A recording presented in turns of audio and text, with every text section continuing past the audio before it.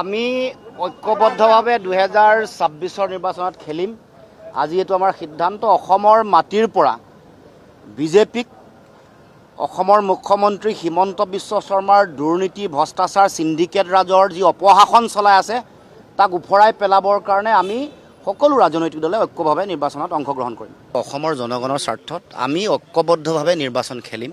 এইটো আমাৰ সকলোৰে সংকল্প, কাৰণ আমি সেই কথাটো বহু দিনৰ পৰা কৈ আহিছিলোঁ। আজি আমি আনুষ্ঠানিকভাৱে সিদ্ধান্ত গ্ৰহণ কৰিছোঁ। ইয়াত যিটো বিৰোধী ঐক্য বা এনেধৰণৰ কিবা নামাংকন কৰা হ'ব নেকি, বা ইয়াৰ মৰ্চাটো কেনেধৰণৰ হ'ব বা কিয়? সেই সম্পৰ্কত এতিয়াও আলোচনা হোৱা নাই।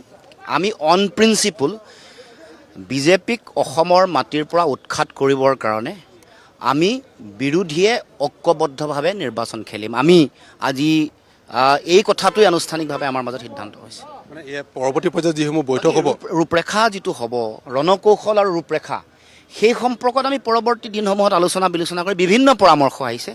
এজেণ্ডা কি হ'ব, কোনবোৰ পইণ্ট আমি হিট কৰিম, তেওঁলোকৰ উইকনেছ ক'ত, তেওঁলোকে কি কৰি আছে, কাৰাপশ্যন কি, এইবোৰ চব বহুত আলোচনা হৈছে। কিন্তু আমি প্ৰথম আজি অন প্ৰিন্সিপল নীতিগতভাৱে এটা সিদ্ধান্ত লৈছোঁ যে আমি ঐক্যবদ্ধভাৱে নিৰ্বাচন খেলিম। এইটো অসমৰ জনগণৰ প্ৰতি আমাৰ যিটো দায়িত্ব, এই দায়িত্ব আমি পালন কৰিবৰ কাৰণে আমি আগবাঢ়ি যাম। যিটো ৰূপৰেখা প্ৰস্তুত হ'ব, ৰূপৰেখা প্ৰস্তুতৰ বাবে কোনো বিশেষ ব্যক্তিক দায়িত্ব দিয়া হৈছে নেকি এনেধৰণৰ?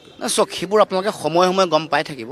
যিবোৰ আমি কৰিম আপোনালোকৰ পৰা কেতিয়াও আঁতৰত নকৰোঁ। আমি যি কৰিম সুপৰিকল্পিতভাৱে আৰু অসমৰ জনগণৰ স্বাৰ্থত যিহেতু কৰিম, সকলো কথাই আপোনালোকে জানিব পাৰিব। এতিয়া আজিৰ দিনটোত আমি এইটোৱেই অসমৰ জনগণৰ মাজলৈ এই বাৰ্তাটোকে দিব খুজিছোঁ।